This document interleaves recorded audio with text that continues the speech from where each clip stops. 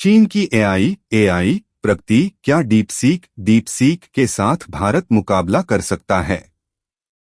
यह लेख राकेश कृष्णन सिन्हा के द्वारा लिखा गया है।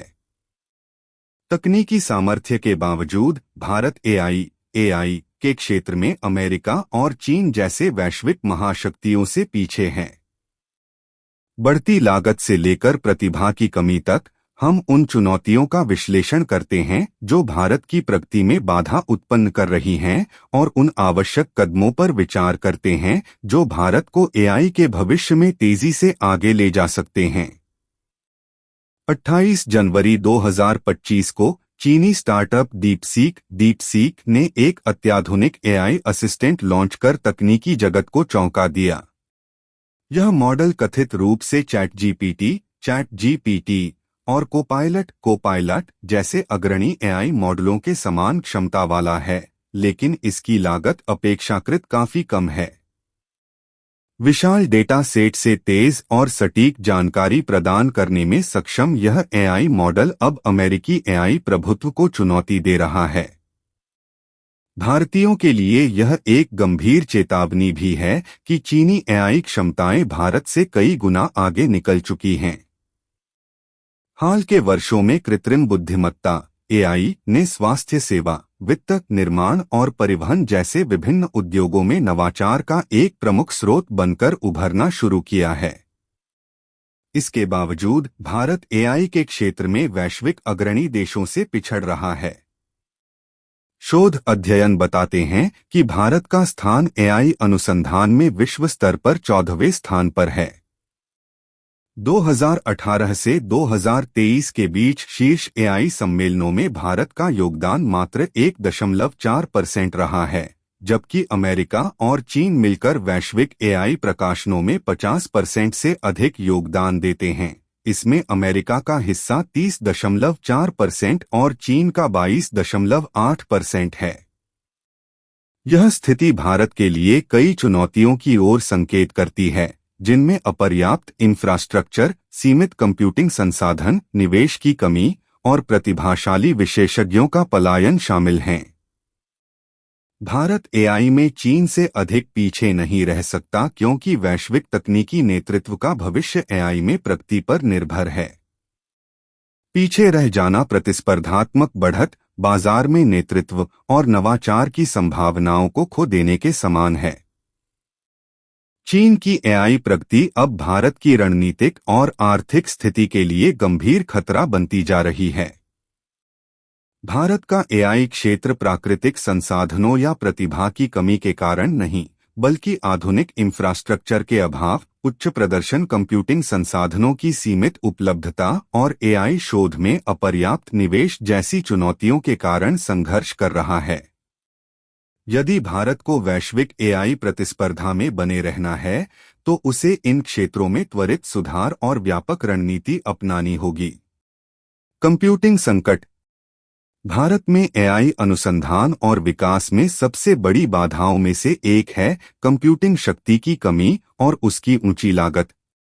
कृत्रिम बुद्धिमत्ता, विशेष रूप से डीप लर्निंग के लिए विशाल कंप्यूटिंग संसाधनों की आवश्यकता होती है। एआई मॉडल को प्रशिक्षित करने के लिए ग्राफिक्स प्रोसेसिंग यूनिट्स जीपीयूज का उपयोग किया जाता है।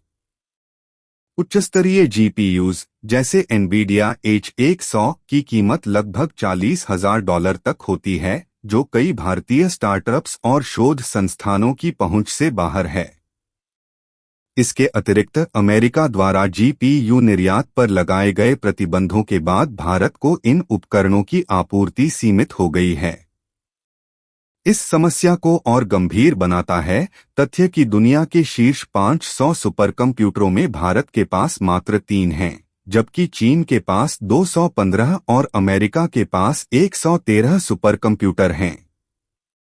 इसका अर्थ यह है कि भारत के एआई शोधकर्ताओं के लिए आधुनिक शोध में प्रवेश बाधाएं और अधिक बढ़ जाती हैं। कई विश्वविद्यालयों और शोध संस्थानों को अत्याधुनिक एआई कार्यों के लिए आवश्यक कंप्यूटिंग शक्ति उपलब्ध नहीं हो पाती। इंफ्रास्ट्रक्चर की चुनौतियां।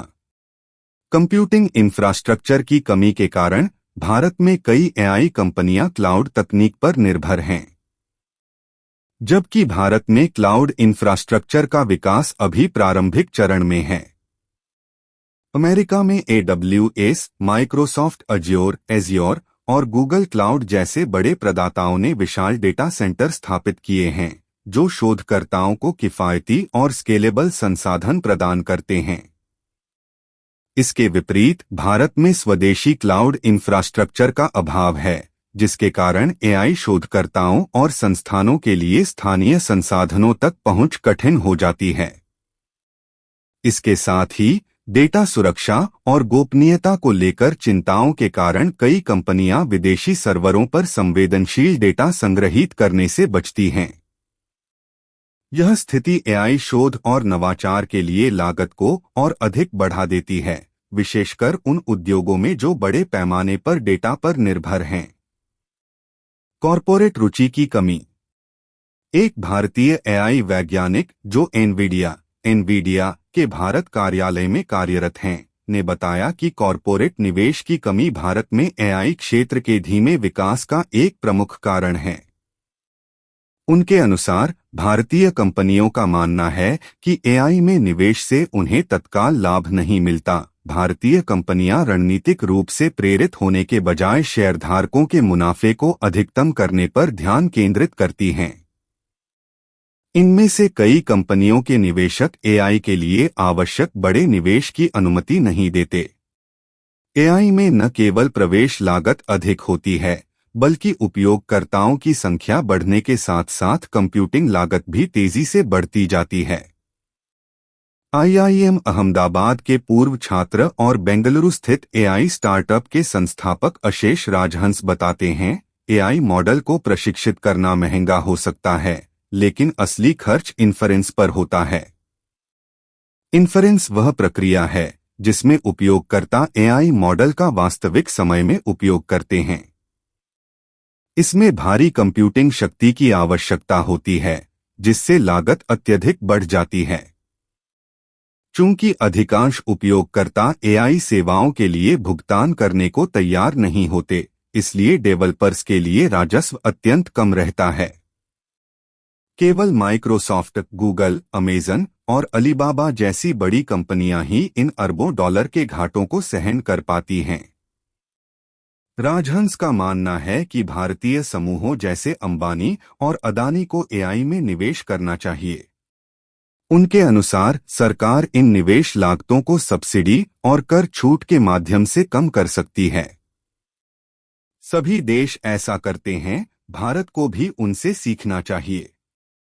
उन्होंने एक और समस्या पर प्रकाश डाला, आप प्रतिस्पर्धियों से अधिक खर्च करके बाजार में शीर्ष पर पहुंच सकते हैं, लेकिन फिर कोई नया स्टार्टअप कम लागत पर आपके उत्पाद की बराबरी कर लेता है। यही स्थिति डीपसीक द्वारा ओपनएआई के चैटजीपीटी के साथ देखने को मिली है। अब ओपनएआई के महंगे मॉडल, जिसमें अरबों डॉलर और सैकड़ों इंजीनियर शामिल हैं, पर सवाल उठने लगे हैं। हाल के वर्षों में भारत में कई एआई स्टार्टअप्स उभरे हैं, लेकिन एनवीडिया के एक भारतीय वैज्ञानिक के अनुसार इनमें से अधिकांश छोटे स्तर के ऑपरेशन हैं, जिनके पास एआई क्षेत्र में महत्वपूर्ण प्रगति के लिए पर्याप्त संसाधन नहीं हैं। उन्होंने कहा, ये स्टार्टअप्स पहले से उपलब्ध एआई मॉडल्स जैसे कि ओपनएआई और अलीबाबा क्लाउड क्वेन द्वारा विकसित मॉडलों पर निर्भर रहते हैं। यह स्थिति लार्ज लैंग्वेज मॉडल्स LLMs के मामले में विशेष रूप से चुनौतीपूर्ण है। ये विशाल डेटा पर प्रशिक्षित मॉडल्स एआई एप्लीकेशन का आधार होते हैं, लेकिन भारत के अधिकांश स्टार्टअप्स ने अपने खुद के LLM विकसित नहीं किए हैं। यह कमी एआई क्षेत्र में भारत की प्रगति को बाधित कर रही है। चीन का एआई क्षेत्र कंपनियों जैसे अलीबाबा और टेंसेंट द्वारा रणनीतिक रूप से संचालित होता है। ये कंपनियां एआई को अपने उपभोक्ता केंद्रित व्यवसायों में दक्षता बढ़ाने और मांग के रुझानों का पूर्वानुमान लगाने के लिए महत्वपूर्ण मानती हैं। वे अपने प्रतिस्पर्धात्मक लाभ को बढ़ाने के लिए लार्ज लैंग्वेज मॉडल्स समेत एआई में भारी निवेश कर रही हैं। उदाहरण के लिए अलीबाबा अपने व्यापारियों के लिए एआई आधारित स्वचालित ग्राहक सेवा प्रणाली और चैटबॉट्स का उपयोग कर रहा है। ये साधन 24/7 सेवा प्रदान करते हैं, जिससे उपभोक्ताओं के सामान्य प्रश्नों के उत्तर बिना लाइव एजेंट की आवश्यकता के मिल जाते हैं।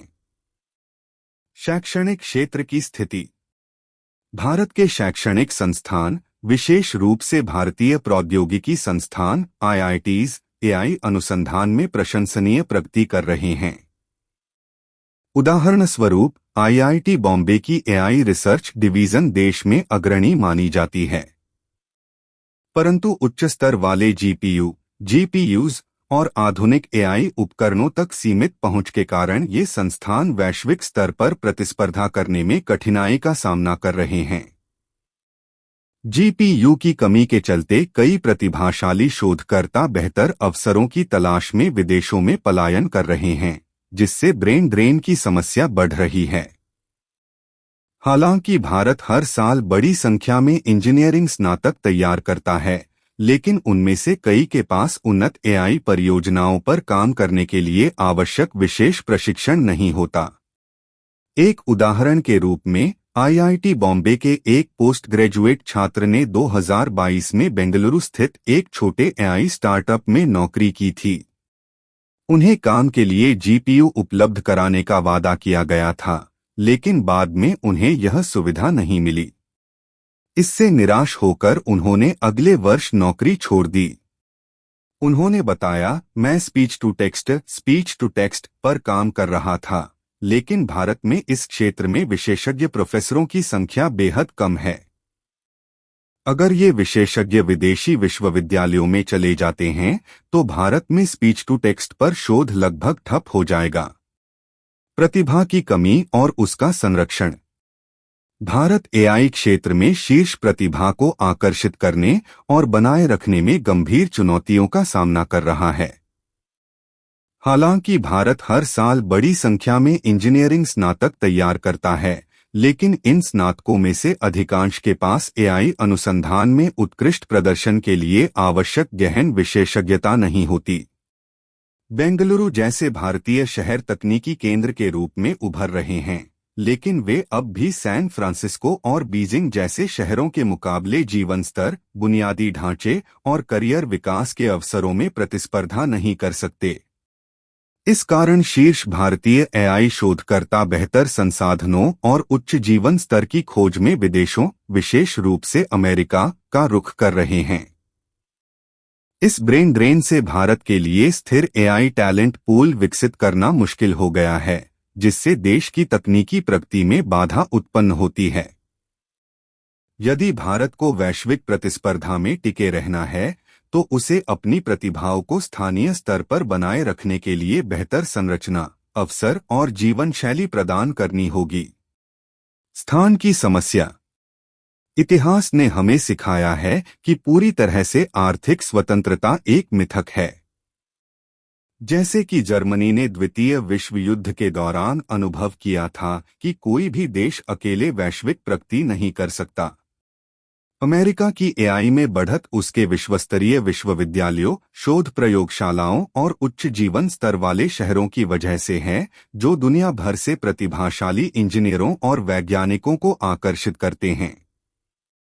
इसी प्रकार फ्रांस का एआई उद्योग पेरिस जैसे प्रतिष्ठित शहर पर आधारित है। इन सहयोगात्मक प्रयासों को सफल बनाने के लिए आवासीय स्थलों का आकर्षक होना आवश्यक है। इस क्षेत्र में भारत को बड़ी समस्या का सामना करना पड़ रहा है। भारत के सभी प्रमुख शहर जैसे दिल्ली, मुंबई और बेंगलुरु अत्यधिक भीड़भाड़ और प्रदूषण से ग्रस्त हैं, जिनकी वायु गुणवत्ता बेहद खराब है। दूसरी ओर जहां जीवन स्तर बेहतर है, जैसे कि चंडीगढ़ जैसे छोटे शहरों में, वहां एआई क्षेत्र में नौकरी के अवसर सीमित हैं। एनवीडिया के वैज्ञानिक के अनुसार विदेशी शोधकर्ताओं और शिक्षाविदों को लंबे समय तक बनाए रखने के लिए भारत को विश्व स्तरीय रहने योग्य शहरों का विकास करना होगा। ये लोग अपने रहने के स्थान को लेकर बेहद चयनात्मक होते हैं। यदि भारत को वैश्विक आईटी प्रतिभा को आकर्षित करना है, तो उसे गुजरात के गिफ्ट सिटी जैसी टेक्नोलॉजी केंद्रित जगहों का निर्माण करना होगा। इन जगहों पर ऐसा बुनियादी ढांचा और जीवन स्तर होना चाहिए जो पश्चिमी देशों के बराबर हो। विशेषज्ञों का सुझाव है कि पश्चिमी घाट में रत्नागिरी से कारवार के बीच के क्षेत्र में नए शहरों का निर्माण गिफ्ट सिटी मॉडल पर किया जा सकता है। इस क्षेत्र में पहाड़, समुद्र तट, उपजाऊ मैदान और उष्णकटिबंधीय जलवायु का आदर्श मेल है। साथ ही एडवेंचर टूरिज्म के अवसर इसे आधुनिक इंजीनियरों और शोधकर्ताओं के लिए आकर्षक बना सकते हैं। भारत के लिए विदेशों से कुशल श्रमिकों को आकर्षित करने में एक महत्वपूर्ण बाधा राजनीतिक और सामाजिक अशांति है। एनवीडिया के वैज्ञानिक ने बताया, हमारे देश में अक्सर विरोध प्रदर्शन, रैलियां और चुनावों का अंधीन चक्र चलता रहता है। यह स्थिति विकसित देशों से आने वाले लोगों के लिए डराने वाली हो सकती है। उन्हें भारत एक अराजक स्थान के रूप में दिखता है। हमें साफ सुथरे और शांतिपूर्ण शहरों के साथ साथ स्थिर वातावरण भी बनाना होगा। यह स्पष्ट है कि भारत को एआई क्षेत्र में वैश्विक प्रतिस्पर्धा के लिए केवल तकनीकी सुधारों की ही नहीं, बल्कि सामाजिक और बुनियादी ढांचे में भी व्यापक सुधार की आवश्यकता है। कैसे भारत एआई में आगे बढ़ सकता है? इन चुनौतियों के बावजूद भारत के पास अब भी एआई क्षेत्र में वैश्विक नेताओं के साथ प्रतिस्पर्धा करने की क्षमता है। इसके लिए तत्काल कदमों और दीर्घकालिक रणनीतिक परिवर्तनों की आवश्यकता होगी। एआई इंफ्रास्ट्रक्चर में निवेश भारत को बड़े पैमाने पर एआई अनुसंधान का समर्थन करने के लिए एक मजबूत क्लाउड कंप्यूटिंग इंफ्रास्ट्रक्चर विकसित करना होगा। इसके लिए वैश्विक क्लाउड प्रदाताओं को भारत में डेटा सेंटर स्थापित करने के लिए प्रोत्साहित करना चाहिए। साथ ही भारतीय विश्वविद्यालयों और शोध संस्थानों को अत्याधुनिक जीपीयू और कंप्यूटिंग शक्ति तक पहुंच प्रदान करने के लिए अनुदान या सब्सिडी दी जानी चाहिए। इस पहल को वैश्विक तकनीकी कंपनियों या सरकारी कार्यक्रमों के सहयोग से लागू किया जा सकता है। कॉरपोरेट निवेश को बढ़ावा भारतीय कंपनियों को एआई के दीर्घकालिक रणनीतिक महत्व को समझते हुए इसमें आक्रामक निवेश करना होगा। Infosys, Tata consultancy services TCS और विप्रो जैसी बड़ी आईटी कंपनियों के पास एआई विकास को तेजी से आगे बढ़ाने के लिए पर्याप्त वित्तीय संसाधन उपलब्ध हैं। उदाहरण स्वरूप 2024 में इन्फोसिस ने 29,000 करोड़ रुपए और टीसीएस ने 24,000 करोड़ रुपए का सकल मुनाफा दर्ज किया। ये कंपनियां एआई अनुसंधान केंद्र स्थापित कर सकती हैं, विश्वविद्यालयों के साथ सहयोग कर सकती हैं और एआई स्टार्टअप्स में निवेश कर एक समृद्ध इकोसिस्टम बना सकती हैं। भारत में कॉरपोरेट निवेश, शैक्षिक सहयोग और नवाचार को बढ़ावा देने की क्षमता है, लेकिन इसके लिए सरकार और निजी क्षेत्र को मिलकर सुव्यवस्थित नीतियों और रणनीतियों पर कार्य करना होगा। प्रतिभा पर ध्यान केंद्रित करना भारत को एआई शिक्षा को प्राथमिक, माध्यमिक और उच्च स्तरों पर सशक्त बनाने की आवश्यकता है। इसके तहत तकनीकी पाठ्यक्रमों में एआई को एक मुख्य विषय के रूप में शामिल करना चाहिए। साथ ही सरकार और उद्योग को स्कॉलरशिप, फेलोशिप और इंटर्नशिप के माध्यम से एआई प्रतिभा के विकास में सहयोग करना होगा, ताकि अधिक छात्रों और शोधकर्ताओं को इस क्षेत्र में उत्कृष्टता प्राप्त करने का अवसर मिल सके। सार्वजनिक निजी साझेदारी, पब्लिक प्राइवेट पार्टनरशिप भारत सरकार को सार्वजनिक संस्थानों और निजी उद्योग के बीच सहयोग को प्रोत्साहित करने के लिए प्रभावी नीतियां बनानी होंगी। इसके तहत सरकारी नेतृत्व वाली एआई पहलें शोध अनुदान, कर छूट और पब्लिक सेक्टर फंडिंग प्रदान कर सकती हैं। ये कदम एआई स्टार्टअप्स और स्थापित एआई कंपनियों के लिए नए अवसरों का निर्माण करेंगे और नवाचार को बढ़ावा देंगे, जिससे देश में एआई क्षेत्र का तेजी से विकास संभव होगा। वैश्विक सहयोग और नेटवर्क भारत को अंतर्राष्ट्रीय शोध संस्थानों और विश्वविद्यालयों के साथ सहयोग को बढ़ावा देना चाहिए। यह कदम एआई अनुसंधान के स्तर को ऊंचा करेगा, जिससे भारतीय शोधकर्ताओं को वैश्विक रुझानों और नवाचारों से अवगत होने का अवसर मिलेगा। इसके साथ ही विचारों और तकनीकी ज्ञान के आदान प्रदान को भी मजबूती मिलेगी, जो देश के एआई क्षेत्र के विकास में महत्वपूर्ण भूमिका निभा सकता है। भारत सरकार की भूमिका। डीपसीक द्वारा एआई में बढ़त हासिल करने के बाद भारत सरकार ने इस क्षेत्र में तेजी से सक्रियता दिखाई है। इलेक्ट्रॉनिक्स और सूचना प्रौद्योगिकी मंत्री अश्विनी वैष्णव ने घोषणा की है कि भारत एआई मिशन के तहत 6 कंपनियां भारतीय संदर्भ में आधारभूत एआई मॉडल विकसित करेंगी। यह पहल देश के एआई क्षेत्र में महत्वपूर्ण बदलाव ला सकती है। भारत एआई मिशन, जो सूचना प्रौद्योगिकी मंत्रालय के तहत संचालित है, एआई शोध और आधारभूत मॉडलों के निर्माण में तेजी लाने के लिए कई सुविधाएं उपलब्ध करा रहा है। इसमें 18,693 जीपीयूज की वर्चुअल सुविधा स्टार्टअप्स और शोधकर्ताओं को तुरंत प्रदान की जाएगी। 104 रुपये अरब के कुल बजट का लगभग आधा हिस्सा इस कंप्यूटिंग इंफ्रास्ट्रक्चर को सुलभ बनाने के लिए आवंटित किया गया है। इसके अतिरिक्त एल्गोरिथमिक दक्षता पर जोर देकर भारत सस्ते और तेज एआई मॉडल विकसित करने की दिशा में कार्य कर सकता है। मंत्री अश्विनी वैष्णव ने कहा है कि सरकार ऐसे आधारभूत मॉडल के लिए प्रस्ताव आमंत्रित कर रही है जो भारतीय संदर्भ में विकसित हो। यह मॉडल स्थानीय भाषाओं, संस्कृति और डेटा सेट को अपनाएगा, साथ ही पक्षपात बायस को समाप्त करेगा। निष्कर्ष। हालांकि भारत को एआई क्षेत्र में अमेरिका और चीन के साथ प्रतिस्पर्धा करने में कई महत्वपूर्ण चुनौतियों का सामना करना पड़ रहा है, ये बाधाएं अविजेय नहीं हैं। भारत इन समस्याओं का समाधान कर सकता है यदि वह बुनियादी ढांचे में रणनीतिक निवेश, कंपनियों की दीर्घकालिक प्रतिबद्धता और प्रतिभा को बनाए रखने के लिए व्यापक प्रयासों पर ध्यान केंद्रित करे। अब कार्रवाई करने का सही समय है, क्योंकि एआई में भारत की आर्थिक वृद्धि और सामाजिक प्रगति को नई ऊंचाइयों पर ले जाने की क्षमता है।